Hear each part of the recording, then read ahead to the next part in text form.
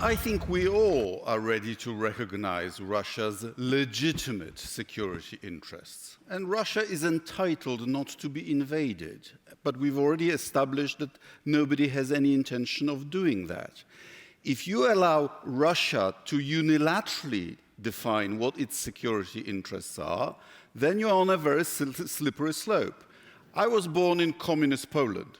We had 80,000 Soviet troops against our will on our territory, maintaining communism for 45 years. We didn't like it. We also had a joke.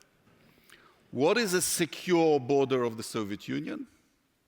A secure border of the Soviet Union is a border that has Soviet soldiers on both sides of it. And this is what Putin is doing again in Belarus, in Ukraine, in all those other places.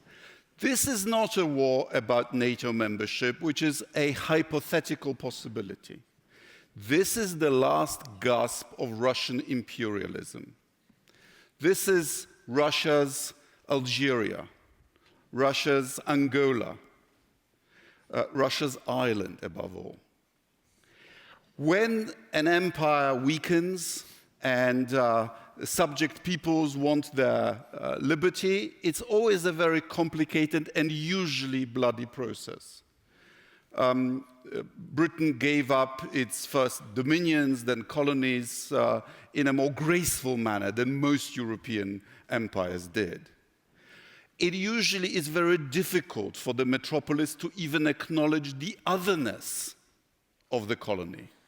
As I mentioned, are peasants wanting a state? What's that about? This is about Russia's definition of itself. And it would be good for Russia to acknowledge that Ukraine is separate, because only then does Russia have a chance to become a normal nation state, rather than an empire, even theoretically speaking. So the Ukrainians are now telling the Russians, look, we are willing to die for our otherness. How many of you do we have to kill for you to acknowledge that?